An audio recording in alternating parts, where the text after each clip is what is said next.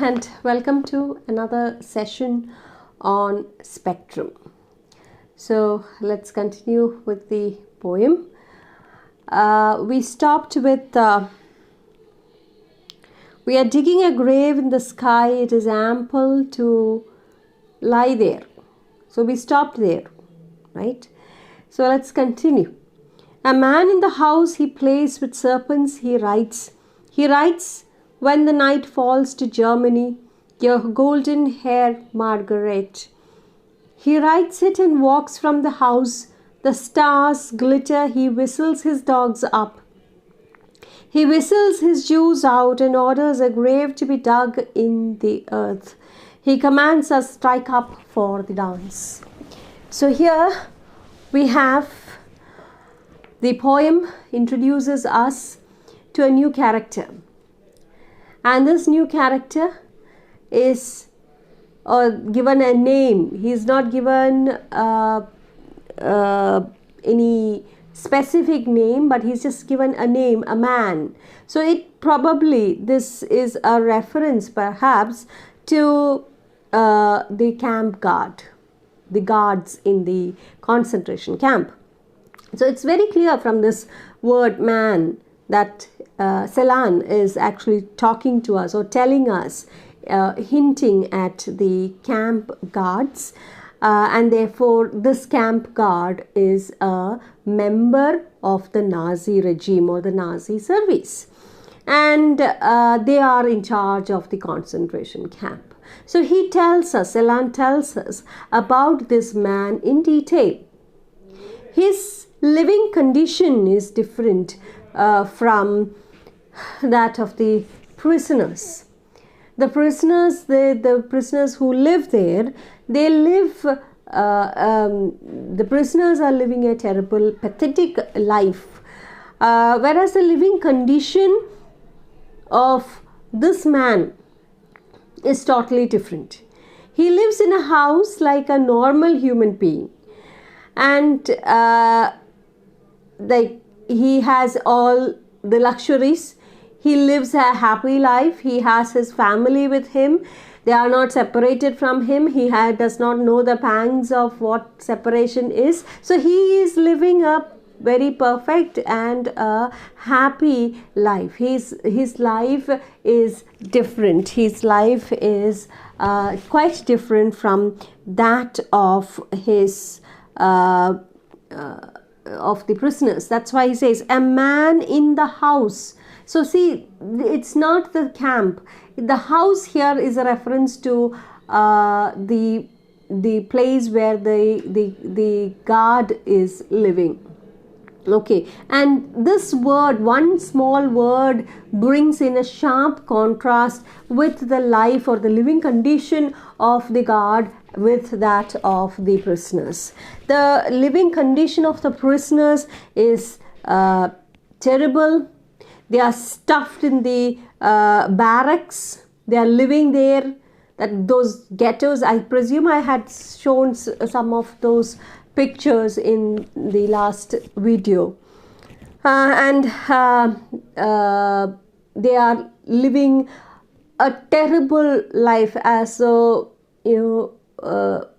these, they're living in a very crowded, very unhealthy, very unhygienic, suffocated manner. You can't even call them a camp. I can't even call them.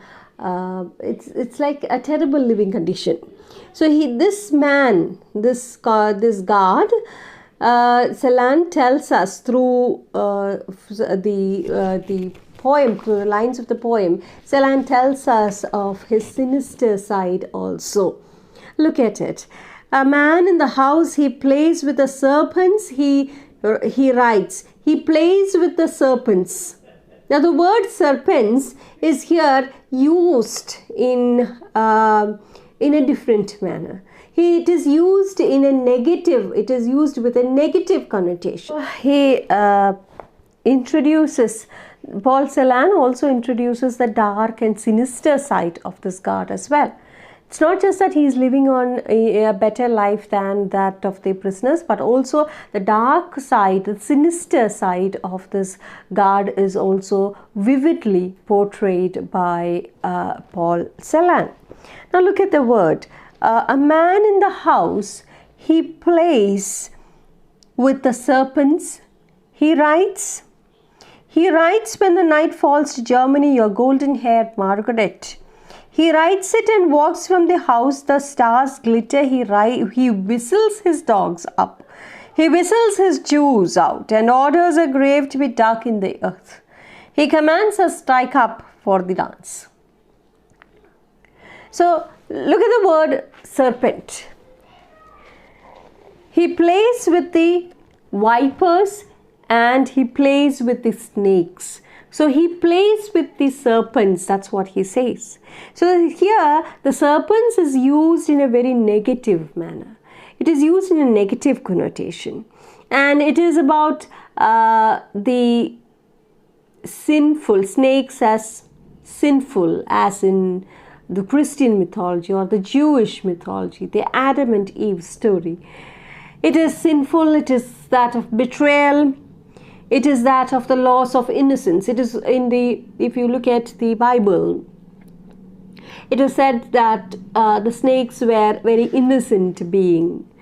They both, loss of innocence here is a reference to Adam and Eve losing their innocence, and also the snakes, the serpent, which again was a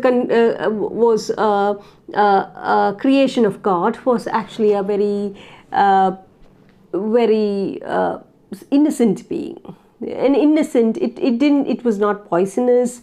It did not move on its belly. It was a very calm, very innocent animal, and it was the only reason as to why Satan gets into the body of the snake is because in the snake, if he gets into the body of the snake, they cannot identify or they cannot make the difference, or they can't see the difference. So that is why the Satan gets into the body of the snake, it seems. And so here when God punishes or curses the Adam and Eve, he also curses the serpent for not being alert.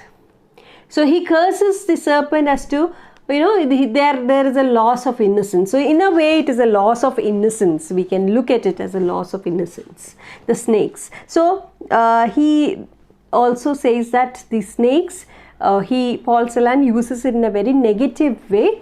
This man, he plays with dark things. He plays with the sinister things. So sinful, betrayal, loss of innocence is a reference to what they are suffering, or to their sufferings at the hands of these sinful, betrayed people, that is the Jews and the Gypsies. What happened in the Holocaust?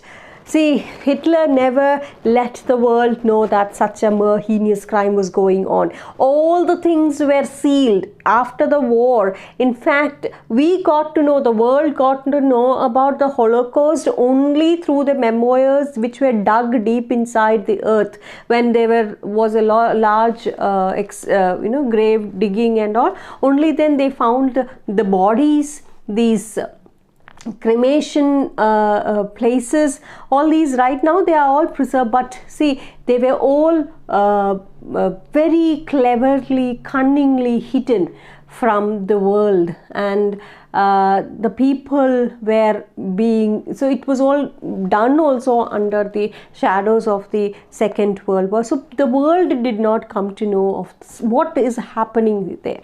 So many people were brought to this camp. They never knew that they were going to be killed. So it is a story of betrayal. It is a story of sin as well. So here, through the guard, Paul Celan takes you to the whole Nazi regime as such. So the dark and the sinister side of the Nazi people, or that of Hitler, or through the God, is portrayed. Okay, so the God, again, he fancies himself. He thinks about himself as a writer. He fancies himself as a writer. He says he writes, "When night falls to Germany, your golden hair, Margaret." So Margaret is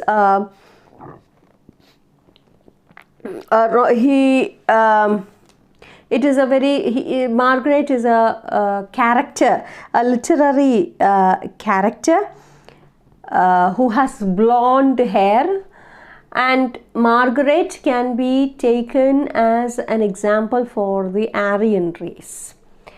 Germany's rich culture, rich literature, as well as it stands for the blue-eyed Aryan women, or the blue-eyed Aryan race as such. So it can be seen as a metaphor for the Aryan race as such. So the God here, he fancies himself. He writes to Germany, "Your golden hair, Margaret." So blonde hair. See, these Aryans were all blonde, or their hair was blonde, yellow, golden hair. These Germans who were of the superior race, it seems. So that's how they classified them, and therefore those people with blonde blue eyes were often, or those who looked like Aryans were not eliminated or persecuted or executed. And the God, therefore, here he fancies himself as a writer, as a man of culture. Again, see how ironically Celan uses the word culture. This man, the God, he is portrayed as a literate man. An educated man is always cultured. Education helps him to be a cultured human being. So here, this man therefore behaves like a man of culture. But by day, that is, at night, he is a romantic poet, and by daytime, what is he? The sinister side, the dark side of the God, the sadistic God is portrayed. So when at daytime, when it is day, he grows dark. He loses his culture. He loses whatever he has gained out of education. He becomes a sadist. He is no longer a romantic poet. So at night he looks at the sky, he fancies the stars, he looks at the stars and he writes beautiful poems. He thinks about the golden-haired Margaret, which is again a literary character in a great, or that shows Germany's great literature. But during the daytime, he changes his nature. He becomes that sadist man who torture the Jews. So Celan uses this in a very ironic sense. He is a nature lover and he takes time to appreciate things like the twinkling stars. It's all good, beautiful, wonderful. That's what a human being ought to be. But when you look at these stars, if you look at which stars he is thinking about, or look at this man, he looks above these stars. When you just think about these stars, where does he, at night time, he would be sitting outside on his chair and he would be looking at the stars that shine over this death camp. The stars are glittering over this death camp. You can't help but realize how trusted and messed up the God has become. So he tells us, how can a good human being appreciate nature, be happy, write romantic poems, about looking at the stars shining above. See, if it's normal to write beautiful poetry, beautiful romantic poems, looking at the sky. The sky and the stars, they twinkle, they give us hope. But here, these stars that twinkle are twinkling above what? They are twinkling above these death chambers, these gas chambers. So it is kind of, we find it difficult. How can a man write poems, a normal human being write poems or appreciate the stars while knowing that the people are dying a gruesome death on the other side of the fence, the death chambers. And this is the death chamber or the death gas chamber that these prisoners also will end up. They'll be starved. They'll have to work till they are like they can't work anymore. And once they can't work anymore, that skeleton, they're terribly like that. You can't imagine the condition. Those people are then taken to either to cremate. I showed you in the video some of these videos where you find skeleton-like people. They're dead and they are put in the large crematorium. They're burnt. No evidence. Nobody gets to know. A horrifying crime, right? So here it is this place that these people also would end up. These prisoners also would end up. And this man, the guard, he obsesses or he idealizes the blonde, beautiful, golden-haired Margaret, which is a literary character from the great epic poem Faust, written by Wolfgang von Goethe. Goethe, the great poet, the great German poet. Goethe has written the famous epic poem Faust, and Margaret is a literary character with blonde hair. And again, Margaret stands for the rich culture, rich literature, rich culture of Germany. And also, it is a symbol for what? The Aryan race, the supreme Aryan race. So here first, this poem, he says, might have been, see, it might have been famous, it might have been celebrated, it is okay, celebrated poem in Germany, but because it represents the heights of culture achieved by Germany, say 100 years before. So when he is writing about or idealizing Margaret, he is idealizing a culture that was rich, that was good, that was beautiful, that was heavenly 100 years ago.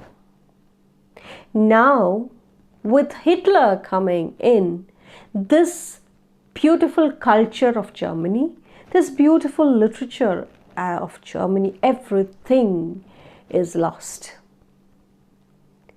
So, how can you think about culture of Germany right now when Germany had started killing millions of people under Hitler? So the statement is very ironic. He thinks or he idealizes the god, thinks and idealizes Margaret, again, as I told you, a literary character in the epic poem Faust by Goethe. This poem stands, or it speaks about what? It speaks about the great culture of Germany. But here Celan uses it in a very ironic sense. He tells us that the culture that you are speaking about, the culture of Germany, the culture, the tradition, the literature of Germany that you are speaking about is something of the past. It existed 100 years before Germany started murdering people. Now you cannot consider Germany as a symbol of culture. You cannot consider Germany as a symbol of rich tradition. Bygone are those traditions and culture. And I'll just tell you this poem also, a little bit about the poem. If you're very curious of the poem, just a little.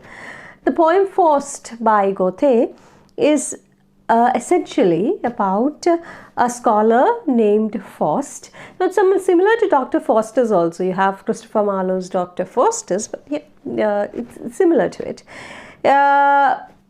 Again, the poem, this is about a scholar named Faust who sells his soul to Satan.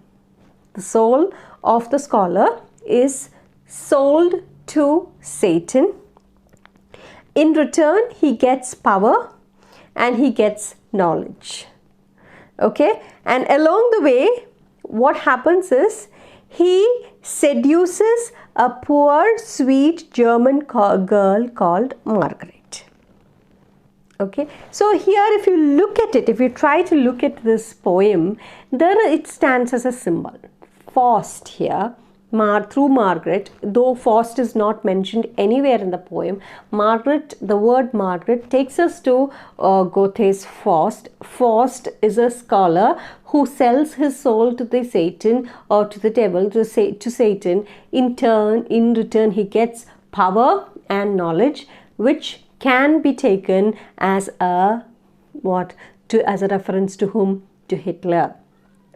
Okay, and he seduces a German girl, Margaret.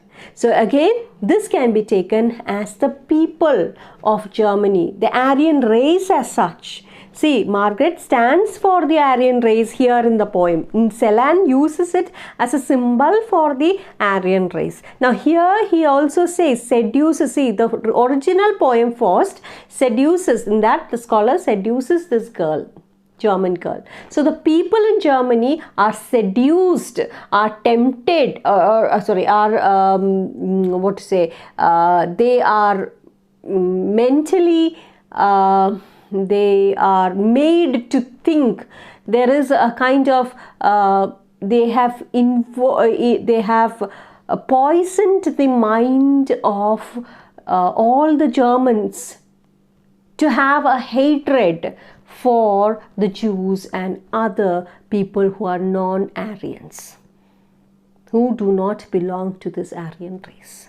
So in a way you can look at that from Margaret. We can go all the way to this section of which tells us of Hitler and Nazis.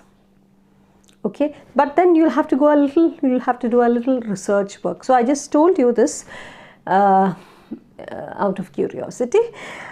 Otherwise, you can just take Margaret as a symbol. The guard uses Margaret as a symbol for Germany under the Nazi regime, or for Germans or the superior Aryan race, as a symbol for the Nazi ideal race or the Aryan race. The guard's love for Margarita, the guard's love for Margarita and romantic music symbolizes the tainted, the tarnished, the broken legacy of German culture. German culture is now tainted. It has become impure. The guard's love for romantic music. Romanticism in Germany was prevalent was very intense during the 20th century. In Germany, that is, Romanticism was in Germany during the 20th century was very high. It was that high period of romanticism during the 20th century. So here Celan uses it in a different way. He uses it to symbolize the tainted, the destroyed, the impure, which is made impure legacy of German culture. Or death, not for using this fugue, the form of fugue, death fugue, using this form of fugue, a musical composition, is also associated with what fugue is actually a beautiful musical composition where there is a repetition of the theme. That also, again, fugue was perfected by Bach, and the great German composer, and it was the greatest time or the rich culture of Germany. Even that is used to denote what? To denote death or suffering. A musical composition, a romantic musical composition is used, an important musical composition is used in terms of death and suffering here. Okay, so he inverts everything. Right from the beginning, black milk, the color of milk is inverted. Likewise, Margaret in shows, which is to show the rich culture and legacy of Germany, again stands for the tainted image, because the god loves this rich culture. He is a romantic poet at night. That shows the romanticism, the peak of romanticism in Germany, the rich culture of Germany, or the rich literature of Germany. And all this, being an educated person, he uses all this for what? He uses all this to unleash the terrible monster in him. He uses during the daytime. At night, he is a romantic poet. Through this, we understand that he is learned, he is educated also. But his education has done nothing to him. It has not prevented him from being a good human being with a good soul. Education has done nothing to him. Even though he's a poet, even though he's rich, he knows the rich culture and tradition of German literature. Though he's a poet, a poet is a person who should be very sensitive. Even then, he has used, or there is no change in his sadist behavior. He's a beast during the morning. All right. So he tells, if you look at the next few lines, he writes it and walks from the house that the stars glitter. He whistles his dogs up. So the dogs here again stands for those vicious creatures. Again, it is used in a negative connotation. The dogs that are used as a torture weapon to torture the prisoners in case they try to escape, even a small escape. I hope you have visited those sites that I had sent you. I mean, I had given you two links. One is on Holocaust and one is about the fugue, the musical composition. If you have watched that, you will be able to understand what I am trying to tell you here. Because those people who tries to escape, either they are shot or they are brutally tortured by the vicious dogs that these people have, these Germans have. They are brutally tortured. They are made to bite these people. So he whistles his dogs up. He whistles his Jews out. So he whistles his Jews out during the daytime.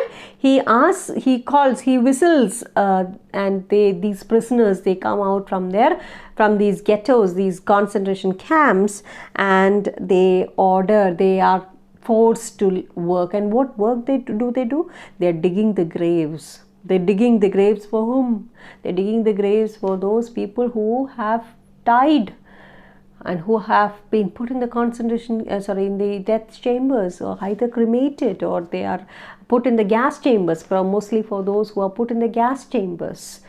Cremated, it's fine, the body becomes ash. So again, as I told you earlier, some were cremated, they were large crematoriums.